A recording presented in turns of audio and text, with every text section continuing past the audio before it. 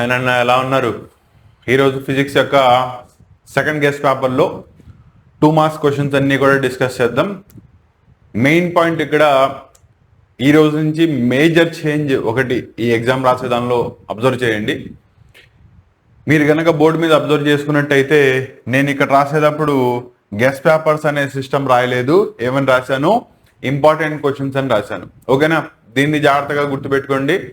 Actually present ఉన్న examination national లెవెల్లో board of exams ఏవైతే జరుగుతున్నాయో నీట్, ఐఐటి మెయిన్స్, సీక్వెన్షియల్లీ ఎవరు ఫ్రాడ్ చేయడం వల్ల అయినా కూడా వీటిల్లో పేపర్స్ లీకేజ్ జరగడం వల్ల most of the governments guest paper సిస్టమ్స్ని అబాలిష్ చేస్తున్నాయి, దట్ ఈస్ బ్యాన్ చేస్తున్నాయి. కాబట్టి ఇక నుంచి నా ఛానల్లో కూడా గెస్ట్ పేపర్ సిస్టమ్ అనేది ఉండదు. ఓకేనా? మరి అలా అని చెప్పి రేపు పొద్దున ఎగ్జామ్ రాసేదానికి ప్రాబబుల్ క్వశ్చన్స్ని డిస్కస్ చేస్తాం. కాకపోతే ఏంటంటే అవి in the form of important questions అనే దాంతో ముందుకెళ్తాయి. సో వీటిల్లోనే ఇంపార్టెంట్ క్వశ్చన్స్ని మనం డిఫరెంట్ టైప్స్లో చెప్పొచ్చు, చాప్టర్ వైజ్ చెప్పొచ్చు, లేదా ఓవరాల్గా syllabus wise classification based upon the weightage చెప్పుకుంటే వెళ్ళొచ్చు. మనం వెయిటేజ్ని బేస్ చేసుకుని చెప్తున్నాం కాబట్టి ఇంతకుముందు మీరు తీసుకున్నది కూడా ఇంపార్టెంట్ క్వశ్చన్స్ కిందే కన్సిడర్ చేసుకోండి. కాబట్టి ఇక నుంచి కూడా ఇవి ఇంపార్టెంట్ క్వశ్చన్స్ కిందే కన్సిడర్ చేయబడతాయి. అండ్ అదే సీక్వెన్స్లో మీకు పేపర్స్ అన్నీ కూడా అందించడం జరుగుతుంది. దానిలో ఫిజిక్స్కి సంబంధించి ఇది ఇంపార్టెంట్ పేపర్ 2, దానిలో మెయిన్గా 2 మార్క్స్ క్వశ్చన్స్ ఈరోజు డిస్కషన్ జరుగుతుంది. క్లియరా? అండ్ రెండోది, చాలామంది కామెంట్స్లో తెలియజేస్తున్నారు, సార్ మీరు ఇలా important questions first paper, second paper and దానిలో వెయిటేజ్ ప్రకారం చెప్పుకుంటా వెళ్తే మాకు ఎగ్జామ్స్కి వెళ్ళేటప్పటికల్లా లేట్ అయిపోతుంది. కాబట్టి వాటి యొక్క పీడిఎఫ్స్ ఉంటే అందించండి. వాటి యొక్క పీడిఎఫ్ లింక్స్ అన్నీ కూడా మీకు డిస్క్రిప్షన్లో ఇవ్వడం జరుగుతుంది. దానిలో కూడా క్లియర్ కట్గా ఇచ్చాను. ఎంపీసీ వాళ్ళకి కనుక తీసుకున్నట్టయితే maths, physics, chemistry and English కూడా త్వరలోనే ఇవ్వడం జరుగుతుంది. ఎవరైనా రాస్తున్నట్టయితే దానికి సంబంధించి అన్నీ కూడా ఒకే ఫోల్డర్లో ప్రజెంట్ అయి ఉంటాయి. వేరే బైపీసీ రాస్తున్న వాళ్ళు అయితే కనుక బయాలజీ అండ్ ఫిజిక్స్, కెమిస్ట్రీ, దాంతోపాటు ఇంగ్లీష్. ఓకేనా? అండ్ సాంస్క్రిట్ పేపర్ కుదిరితే ఇవ్వచ్చు, అది ఇంకా రాయడం కంప్లీట్ అవ్వలేదు. కంప్లీట్ అయితే కనుక దాన్ని కూడా అప్లోడ్ చేయడానికి ట్రై చేస్తాను. క్లారిటీ వచ్చిందా? నా ఈ రోజు డిస్కషన్ వచ్చేటప్పటికల్లా 2 మార్క్స్. అండ్ రెండోది, కామెంట్స్లో ఇంకో మంచి కామెంట్ చదివాను. యాక్చువల్లీ సార్ ఇటువంటి ఇంపార్టెంట్ క్వశ్చన్స్ పేపర్స్ అన్నీ కూడా సమ్ అదర్ పబ్లిషర్స్ యొక్క పేర్లు ఏదో చెప్పారు, వాళ్ళు ఆల్రెడీ ఫ్రీగా ఇచ్చేస్తున్నారు కదా, మీ దానిలోనే చూసుకోవాల్సిన అవసరం ఏంటి? నాన్న దానిలో బలవంతం ఏం లేదు. ఓకేనా? ఇంపార్టెంట్ క్వశ్చన్స్ లిస్ట్ అనేవి ప్రతి ఒక్కళ్ళు ఇస్తారు. బోర్డ్ ఎగ్జామ్ దానికి ఎన్ని అప్రాక్సిమేట్గా వెళ్తున్నాయి, నీ ప్రిపరేషన్ని ప్రాపర్ డైరెక్షన్లో ముందుకు తీసుకెళ్తున్నాయి అనేది ఇక్కడ పాయింట్. ఓకేనా? అది నాది నచ్చితే నాది ఫాలో అవ్వండి, లేదా అదర్ పర్సన్ది వేరే అదర్ ఫ్యాకల్టీది కనుక నచ్చినట్టయితే దాన్ని ఫాలో అవ్వండి. ఇక్కడ కప్పాల్సిన ఏమీ లేదు. రెండోది వచ్చేటప్పటికల్లా నేను మీకు జస్ట్ ఇంపార్టెంట్ క్వశ్చన్స్, నాన్న ఈ క్వశ్చన్ రావచ్చు అని చెప్పి ఇచ్చేసి వదిలిపెట్టను. దాని యొక్క కాన్సెప్ట్ని డిస్కస్ చేస్తాను, రాసే పద్ధతిని చెప్తాను, అండ్ కుదిరితే కనుక వాటికి సంబంధించిన ఆన్సర్ షీట్స్ కూడా మీకు సప్లై చేయడం జరుగుతుంది. క్లియరా? కాబట్టి ఈ కంపారిజన్ సిస్టమ్ని పక్కన పెట్టేయండి. అండ్ కంపేర్ చేసేటప్పుడు కూడా అటువంటి వాళ్ళతో, ఓకేనా, లైక్ సమ్ డబ్ల్యూ సంథింగ్ ఏదో ఉంది, వాళ్ళతో కంపేర్ చేస్తున్నారు. ఆ కంపారిజన్స్ అన్నీ కూడా దీనిలో చేయమాకండి. క్లియరా? నా కంటెంట్ ఇదే విధంగా ఉంటుంది. నచ్చితే ఫాలో అవ్వండి, నచ్చకపోతే కనుక మీకు నచ్చిన వాళ్ళని ఫాలో అవ్వండి. క్లారిటీ వచ్చిందా?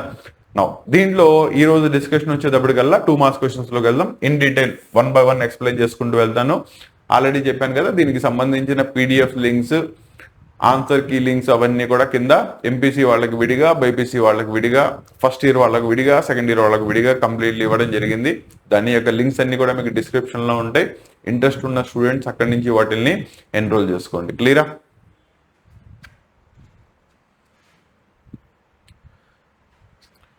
దాంట్లో ఫస్ట్ క్వశ్చన్ చూడండి. That is distinguish between fundamental units and derived units.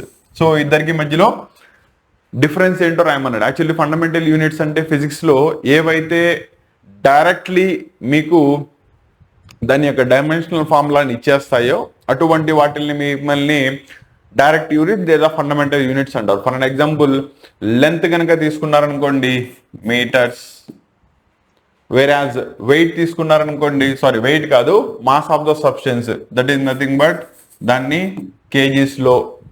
ఓకేనా? ఇలా ఏ క్వాంటిటీస్ అయితే డైరెక్ట్లీ వచ్చేస్తాయో, వాల్యూమ్, ఇవన్నీ కూడా డైరెక్ట్ క్వాంటిటీస్. వేరాజ్ డెరైవ్డ్ క్వాంటిటీస్ వచ్చేటప్పటికల్లా ఈ బేసిక్ క్వాంటిటీస్ని ఉపయోగించుకుని డెరైవ్ చేసుకుంటామో వాటిని డెరైవ్ క్వాంటిటీస్ అంటారు. అవునా? ఫర్ అన్ ఎగ్జాంపుల్, ఫోర్స్ని ఫైండ్ అవుట్ చేయాలి, మాస్ ఇంటూ యాక్సలరేషన్ చేయాలి, అప్పుడే అది వస్తుంది. ఓకేనా? వేరాజ్ వెయిట్ ఆఫ్ ద బాడీని కనుక్కోవాలి, మాస్ ఇంటూ దాని మీద యాక్సలరేషన్ డ్యూ టు గ్రావిటీ ఎంత పనిచేస్తుందో చూపించాలి. సో ఇలా బేసిక్ క్వాంటిటీస్ని ఉపయోగించుకుని వీటిని అయితే డిరైవ్ చేసుకుంటామో వాటిని డిరైవ్డ్ క్వాంటిటీస్ అంటారు. ఫండమెంటల్ క్వాంటిటీస్ లేకుండా వీటిని డిరైవ్ చేయడం కుదరదు. కాబట్టి ఒక దాని మీద డిపెండ్ అవ్వకుండా డైరెక్ట్లీ డైమెన్షనల్ ఫార్ములా కలిగిన వాటిని ఫండమెంటల్ క్వాంటిటీస్ అంటారు. వేరాస్ ఫండమెంటల్ని ఉపయోగించుకుని డిరైవ్ చేసుకునే వాటిని డిరైవ్డ్ యూనిట్స్ అంటారు. ఇవి రెండింటికి మధ్యలో డిఫరెన్సెస్ అనమాట. క్వశ్చన్ క్లారిటీ వచ్చిందా? నెక్స్ట్ క్వశ్చన్లోకి వెళ్దాం. The displacement traveled by a body is given by S is equal to 2t plus 5t square meters ఇచ్చేసాడు. What is the acceleration of the body? So ఇక్కడ జాగ్రత్తగా చూసుకోండి. Displacement of the body S is equal to 2t plus 5t square meters లో ఇచ్చేసాడు. Actually మనకి displacement దగ్గర నుంచి acceleration directly రాదు. ఓకేనా? డిస్ప్లేస్మెంట్ ని డిఫరెన్షియేట్ చేసుకుంటే వెలాసిటీ వస్తుంది. Because velocity is rate of change of displacement కాబట్టి, వేరాజ్ యాక్సలరేషన్ వెలాసిటీని డిరైవ్ చేస్తే వస్తుంది. కాబట్టి velocity is equal to rate of change of displacement. So దీన్ని with respect to time differentiate చేయండి. 2 into 1 plus 5 into t square అంటే 2t, that is nothing but 2t plus 10t. Whereas acceleration is equal to rate of change of velocity, that is dv by dt. So దీన్ని again differentiate చేయండి. Constant అక్కడ differentiation 0. 10 into t చేస్తే 1 కాబట్టి that is equal to 10 1s are 10 మీటర్లో ఇచ్చాడు కాబట్టి metre per second square దాని యొక్క corresponding units అవుతాయి. క్లారిటీ వచ్చిందా? కాబట్టి డిస్ప్లేస్మెంట్ యొక్క డిఫరెన్షియేషన్ వెలాసిటీని ఇస్తుంది, వెలాసిటీ యొక్క డిఫరెన్షియేషన్ యాక్సలరేషన్ ఇస్తుంది. ఓకేనా? నో మ్యాథమెటిక్స్ వాళ్ళకి అయితే కనుక డిఫరెన్షియేషన్ ఈజీగా అర్థమవుతుంది. వేరాస్ బయాలజీ వాళ్ళకి డిఫరెన్షియేషన్ ఉండదు కాబట్టి బేసిక్ క్వాంటిటీస్ నేర్చుకున్నాను. ఓకేనా? ఎందుకంటే మీకు మ్యాథ్స్ లేకపోయినా ఫిజిక్స్ అండ్ కెమిస్ట్రీ అర్థం కావాలి అంటే basic differentiations, integrations, arithmetic operations, basic trigonometric parts ఇవి అర్థం కావాలి. క్లియరా? అప్పుడే మీకు న్యూమెరికల్ ప్రాబ్లమ్స్ ఈజీ అవుతాయి అండ్ కాన్సెప్ట్ కూడా ఈజీగా అర్థం అవుతుంది. క్లియరా? నెక్స్ట్, 2 forces ఆఫ్ మ్యాగ్నిట్యూడ్, ఒకదానికేమో 3 యూనిట్స్ ఉంది, ఒకదానికేమో ఫస్ట్ దాన్ని F1 అనుకోండి, సెకండ్ దాన్ని F2 అనుకోండి. రెండింటికి మధ్యలో టీటా వచ్చేటప్పటికల్లా ఇంక్లైన్డ్ యాంగిల్ 60 degrees ఉంది. అయితే మ్యాగ్నిట్యూడ్ ఆఫ్ ద రిజల్టెంట్ కనుక్కోవాలి. సో రిజల్టెంట్ యొక్క magnitude is equal to F1 square plus F2 square plus 2F1 F2 cos theta. దీని నుంచి ఈజీలీ మీరు మ్యాగ్నిట్యూడ్ ఫైండ్ అవుట్ చేయొచ్చు. That is nothing but substitute చేసుకుంటే ఇదో 3 స్క్వేరు, అదో 5 square plus 2 into 3 into 5 into cos theta. Cos 60 value ఎంత? 1/2. So ఇది దీంట్లో 2 times క్యాన్సిల్ అయిపోతుంది.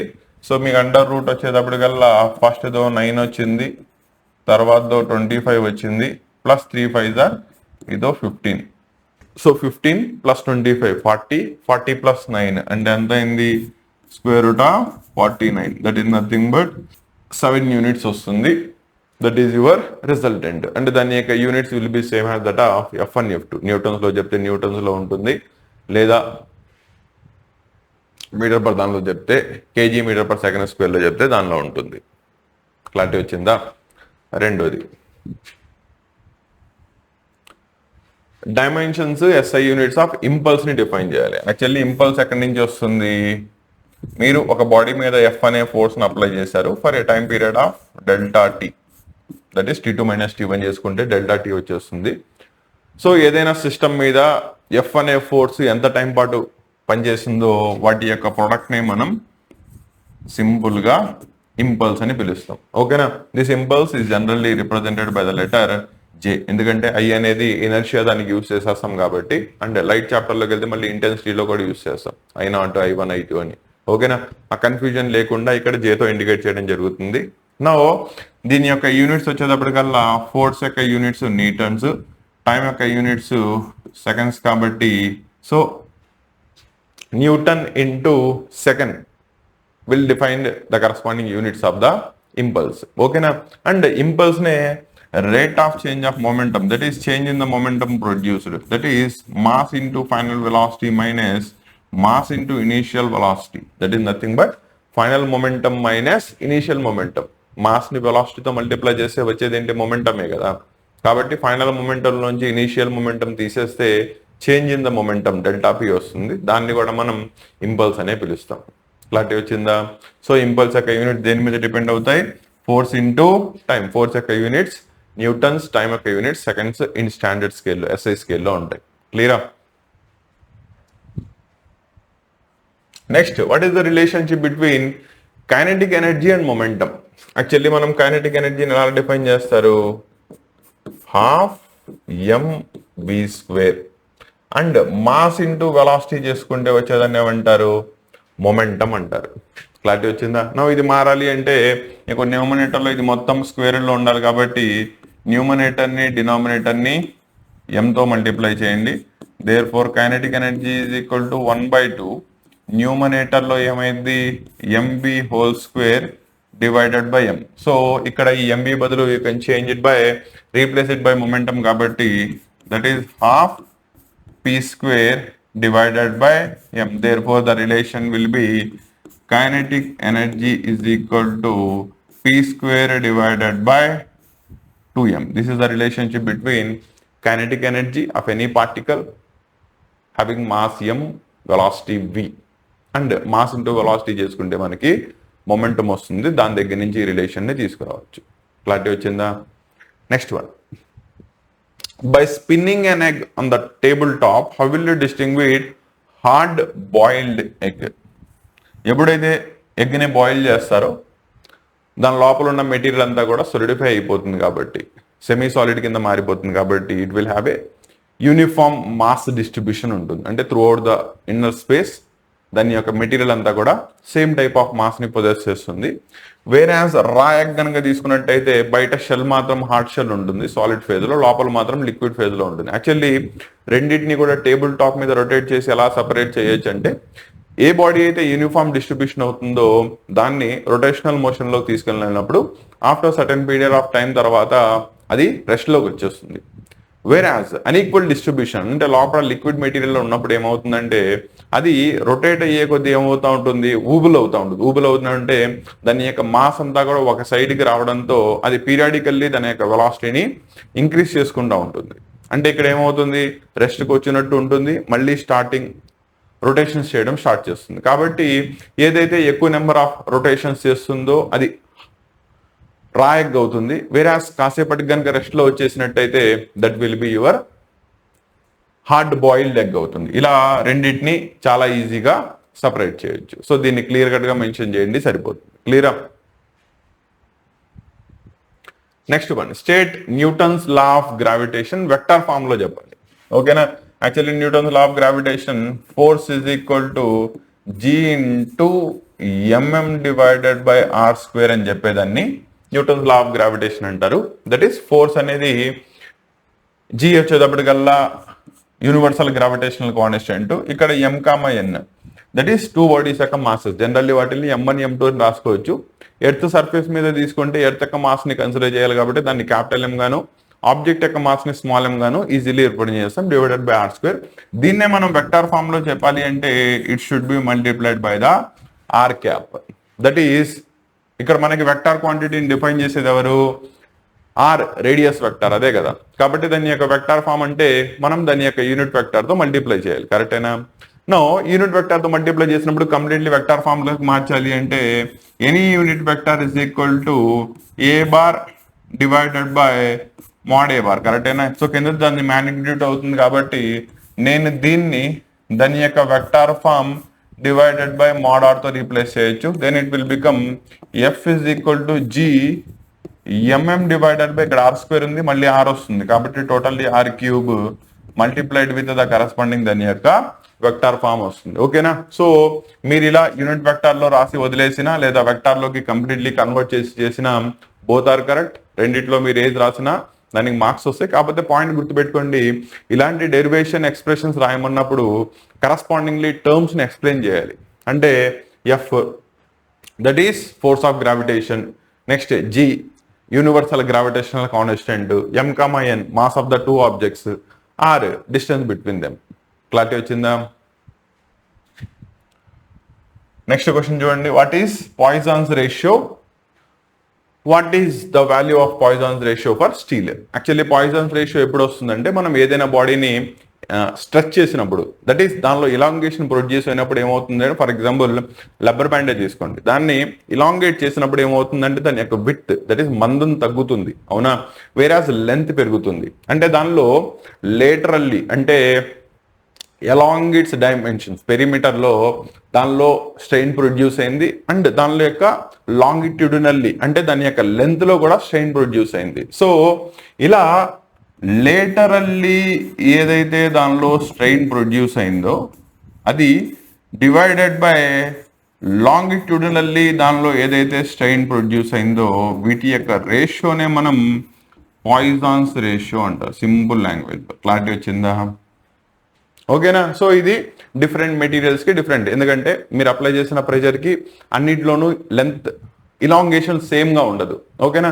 ఇలాంగేషన్ మారుతూ ఉంటుంది కాబట్టి అండ్ హెన్స్ పాయిజన్స్ రేషియో కూడా మారుతూ ఉంటుంది. ఎగ్జాంపుల్ దీంట్లో స్టీల్ కనుక తీసుకున్నట్టయితే దాని యొక్క పాయిజన్స్ రేషియో జనరల్లీ 0.25 దగ్గర నుంచి 0.3కి మధ్యలో ఉంటుంది.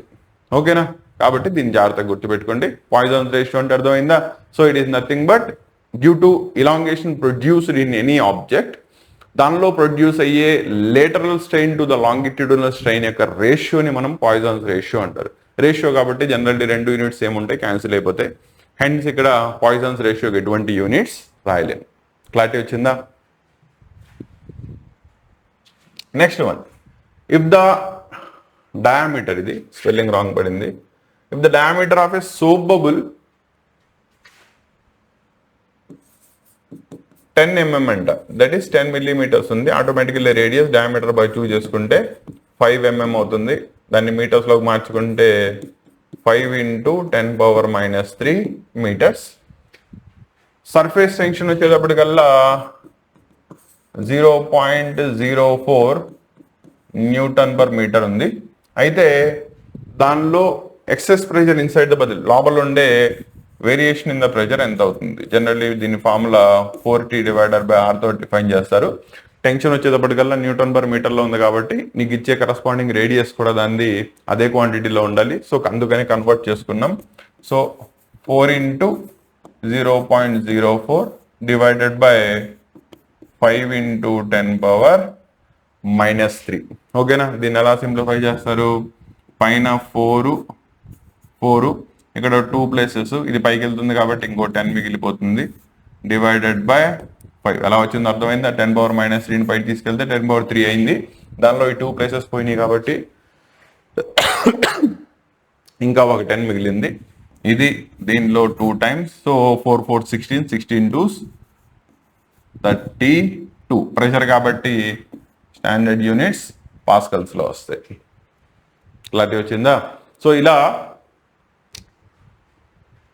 సోప్ బబుల్ యొక్క సర్ఫేస్ టెన్షన్ అండ్ దాని యొక్క, ఎందుకంటే స్పెరికల్ షేప్ లో ఉంటుంది కాబట్టి దాని యొక్క డయామీటర్ కానీ రేడియస్ కానీ ఇచ్చేసినప్పుడు 4T/R ఫార్ములా యూస్ చేసుకుని మీరు ఈజీలీ దాని యొక్క excess pressure inside the bubble ని ఈజీలీ ఫైండ్ అవుట్ చేయొచ్చు. క్లియరా? Next, the temperature is a measure obtained by using. దేంతో మెజర్ చేస్తారు? It is generally by using the thermometer. ఇది అందరికీ తెలిసిందే, అవునా? అండ్ థర్మామీటర్ లో మళ్ళీ 2 types ఉంటాయి, laboratory thermometer or mercury thermometer. రెండోది వచ్చేటప్పటికల్లా digital thermometer or diode based thermometer అంటారు. ఈ రెండిట్లో దేన్ని ఉపయోగించైనా కూడా మీరు ఈజీలీ ఒక సిస్టమ్ యొక్క టెంపరేచర్ని ఎక్స్ప్రెస్ చేయొచ్చు. క్లారిటీ వచ్చిందా? మళ్ళీ చెప్పే స్కేల్స్ మారిపోతానన్నా జాగ్రత్తగా గుర్తుపెట్టుకోండి. స్కేల్స్ వచ్చేటప్పటికల్లా డిగ్రీస్లో చెప్పొచ్చు, ఫారెన్హీట్ స్కేల్లో చెప్పొచ్చు, కెల్విన్ స్కేల్లో చెప్పొచ్చు. క్లియరా? ఇక్కడ అడిగింది ఏంటంటే ఇన్స్ట్రుమెంట్ గురించి అడిగారు కాబట్టి దాని గురించే చెప్పాం మనం.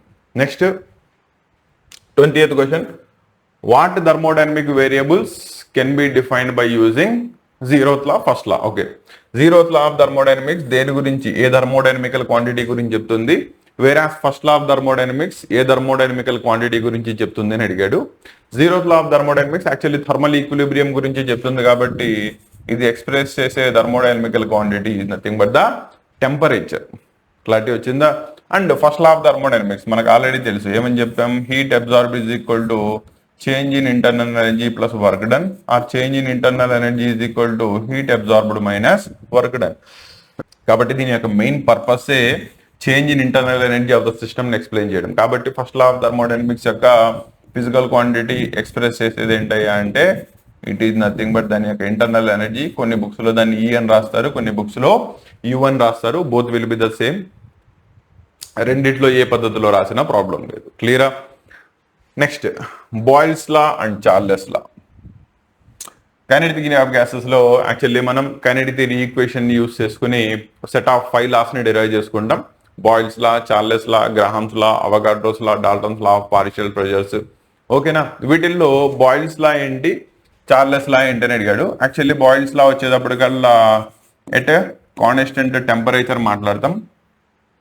Then volume is inversely proportional to pressure. The or PV is equal to constant. Cross multiplication చేసుకుంటే ప్రెషర్ పెంచితే ఏమైంది, ఆటోమేటికల్లీ వాల్యూమ్ తగ్గిపోద్ది కదా. ఫర్ ఎగ్జాంపుల్ బెలూన్ ఉంది, ప్రెషర్ని అప్లై చేయండి, సైజ్ తగ్గిపోతుంది, అంటే లోపల ఉన్న స్పేస్ యొక్క వాల్యూమ్ తగ్గిపోయింది కదా. క్లారిటీ వచ్చిందా? కాబట్టి ప్రెషర్ వాల్యూమ్ ఒకదాంతో ఒకటి ఇన్వర్స్లీ ప్రపోర్షనల్ గా ఉంటాయి, provided maintaining the temperature constant. Isotherms maintain చేస్తాం కాబట్టి దాన్నే మనం బాయిల్స్ లా అంటారు. వేరాస్ చార్లెస్ లా వచ్చేటప్పటికల్లా దీన్ని మనం కాన్స్టెంట్ ప్రెషర్ 1 atmosphere మెయింటైన్ చేసుకుంటూ చేస్తాం. Then volume is directly proportional to temperature. ఓకేనా? టెంపరేచర్ ని పెంచితే ఏమైంది, పార్టికల్స్ యొక్క వాల్యూమ్ పెరుగుద్ది. సో దట్ వాటి యొక్క kinetic energy and hence velocity రెండు పెరుగుతాయి. అండ్ దీని యొక్క మెయిన్ పర్పస్ వచ్చేటప్పటికల్లా absolute temperature scale, that is T Kelvin scale అంటారు, దాన్ని ప్రపోజ్ చేయడం. అండ్ దీన్ని మనం కాన్స్టెంట్ ప్రెషర్ దగ్గర మాట్లాడతాం. సో 2 laws జాగ్రత్తగా చూసుకోండి. కాన్స్టెంట్ టెంపరేచర్ దగ్గర వాల్యూమ్ ప్రెషర్ కి ఇన్వర్స్లీ ప్రపోర్షనల్ గా ఉంటుంది, వేరాస్ కాన్స్టెంట్ ప్రెషర్ దగ్గర వాల్యూమ్ టెంపరేచర్ కి డైరెక్ట్లీ ప్రపోర్షనల్ గా ఉంటుంది. వీటిల్నే Boyle's law and Charles law అంటారు. గ్యాస్ లాస్ లో చాలా important one. Next, can a pendulum be used in an artificial satellite? Why? Artificial satellite లో మనం పెండులం ని యూజ్ చేయొచ్చా అంటే టైం పీరియడ్ ఆఫ్ ఆసిలేషన్ తెలుసుకోవడానికో లేదా అక్కడ ఉన్న గ్రావిటేషన్ ని కనుక్కోవడానికో పనికి వస్తుందని అడిగాడు. యాక్చువల్లీ ఇక్కడ ఏం జరుగుతుందంటే మీకు టైం పీరియడ్ ఆఫ్ ఆసిలేషన్ కనుక తీసుకున్నట్టయితే T is equal to 2π into square root of L/G. అదే ఫ్రీక్వెన్సీ కనుక రాసుకుంటే 1 time period 1/2π into square root of G/L. ఓకేనా? ఈ రెండింటిలో ఏదైనా తీసుకోండి. ఫస్ట్ దాన్ని కనుక తీసుకున్నట్టయితే అది ఆ శాటిలైట్ లో గ్రావిటేషన్ మీద డిపెండ్ అవుతుంది. అవునా? నో అదర్ శాటిలైట్స్ లో వెళ్ళేటప్పటికల్లా gravitational acceleration due to gravity 0 అయిపోతుంది. కాబట్టి డినామినేటర్ లో 0 ఉంటే నీకు టైం వచ్చేటప్పటికల్లా అన్డిఫైన్డ్, దట్ ఈస్ ఇన్ఫినిటీ అయిపోతుంది. అవునా? అంటే అది చేసే టైం పీరియడ్ ఆఫ్ ఆసిలేషన్స్ ని మనం మెజర్ చేయలేం. వేరే అది ఇక్కడ తీసుకుంటే కనుక G 0 అయిందంటే ఫ్రీక్వెన్సీ అప్రాక్సిమేట్లీ 0 అయిపోతుంది, అంటే దాని యొక్క ఫ్రీక్వెన్సీ ఆఫ్ ఆసిలేషన్ 0, అంటే పెండులం ఆసిలేషన్స్ పీరియాడికల్లీ చేయట్లేదు. అటువంటి టైంలో మనం దాన్ని ఆర్టిఫిషియల్ శాటిలైట్ లో యూజ్ చేయగలమా అంటే it is absolutely no. Reasons అర్థమైందా? క్లియరా? నెక్స్ట్ వన్, హార్మోనిక్స్ అంటే ఏంటి? హార్మోనిక్స్ మనకి వేవ్స్ చాప్టర్లో వస్తాయి. యాక్చువల్లీ స్ట్రెచ్డ్ స్ట్రింగ్ లో కానీ లేదా సౌండ్ వేవ్స్ ఓపెన్ పైప్ లో కానీ క్లోజ్డ్ పైప్ లో కానీ తీసుకున్నప్పుడు దాని యొక్క frequency of oscillation new is equal to velocity divided by lambda అని రాస్తాం. ఓకేనా?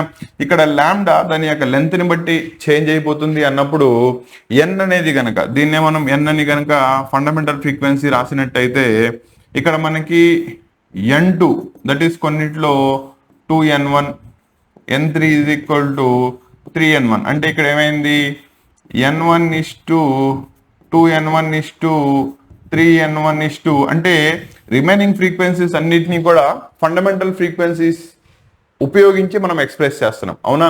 సో ఏవేవైతే ఫండమెంటల్ ఫ్రీక్వెన్సీస్ని ఉపయోగించి మనం ఎక్స్ప్లెయిన్ చేస్తామో వాటిల్నే మనం హార్మోనిక్స్ లేదా ఓవర్టోన్స్ అంటారు. క్లియరా?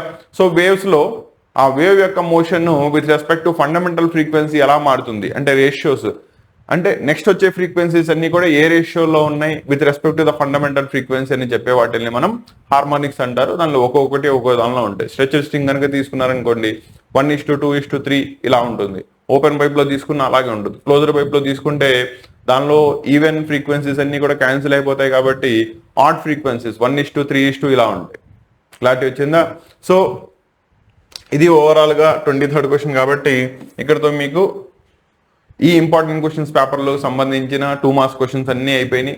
ఇన్ డీటెయిల్ మీకు ఎక్స్ప్లెయిన్ చేశాను. అకార్డింగ్లీ మీకు ఆన్సర్ రాయండి. 2 మార్క్స్ దానిలో అట్లీస్ట్ మీరు రాసేది కంటెంట్ 1 లైన్ ఆన్సర్ రాసేస్తే కనుక మీకు మార్క్స్ కూడా అంతే పడతాయి, 1 వర్డ్ ఆన్సర్స్ పడతాయి. కాబట్టి అలా రాయకూడదు. 2 మార్క్స్ దానికి మినిమం 4 to 5 పాయింట్స్ దాంట్లో. అంటే సింపుల్గా చెప్పాలంటే మీరు రేపు రాసేటప్పుడు ఎగ్జామ్లో ఒక్కొక్క A4 షీట్లో కనుక తీసుకున్నట్టయితే ఒక్కొక్క Pablo hardly 2 to 3 2 marks questions మాత్రమే రాయాలి. అర్థమైందా? కాబట్టి లెందీగా కనబడాలి. దెన్ ఓన్లీ దానికి పడే 2 మార్క్స్ పడతాయి. ఒకవేళ మీరు మొన్న రాసిన ఎగ్జామ్లో మార్క్స్ తగ్గుంటే మీరు రాసే రిప్రజెంటేషన్ కూడా వన్ ఆఫ్ ద రీజన్ అవుతుంది.